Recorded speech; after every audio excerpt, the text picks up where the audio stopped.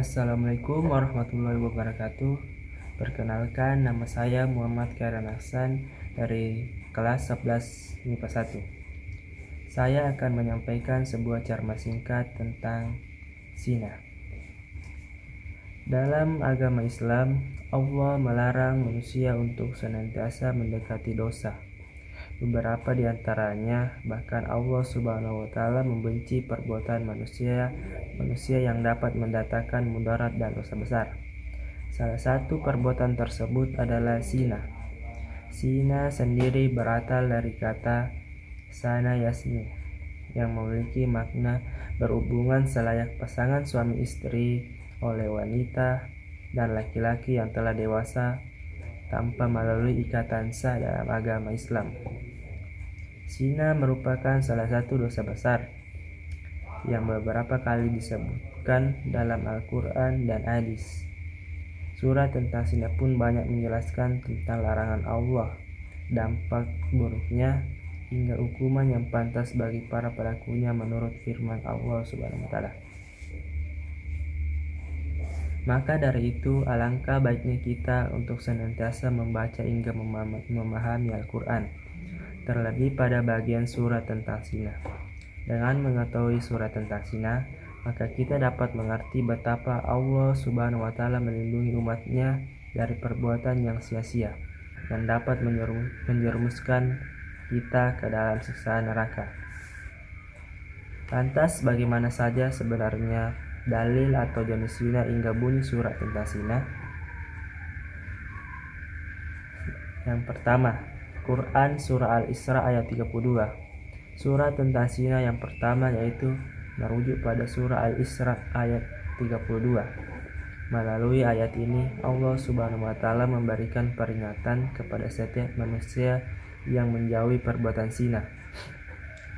Bahkan Allah menyebut jika zina merupakan sesuatu perbuatan yang keji serta jalan yang sesat, ada bunyi surah yakni sebagai berikut. Wala taqrabus zina innahu kana fahisatan wa sa'a sabila. Artinya, dan janganlah kamu mendekati zina, sesungguhnya zina adalah suatu perbuatan yang keji dan suatu jalan yang buruk. Quran Surah Al-Isra ayat 32.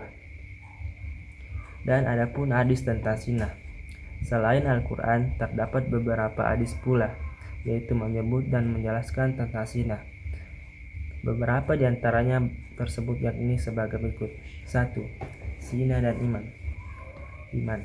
Dalam sebuah hadis sahih riwayat Abu Daud dan Tirmizi, seorang pelaku zina senantiasa akan berhubungan dengan imannya sendiri.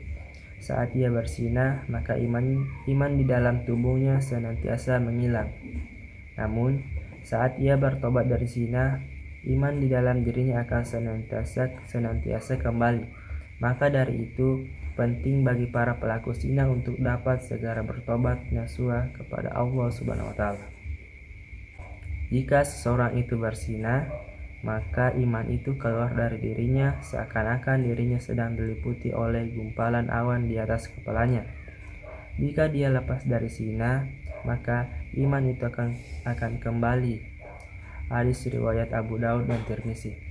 Adapun hukuman bagi para pezina, yaitu melalui hadis sahih yang diriwayatkan Muslim, seorang pelaku zina disebut pantas untuk mendapatkan hukuman.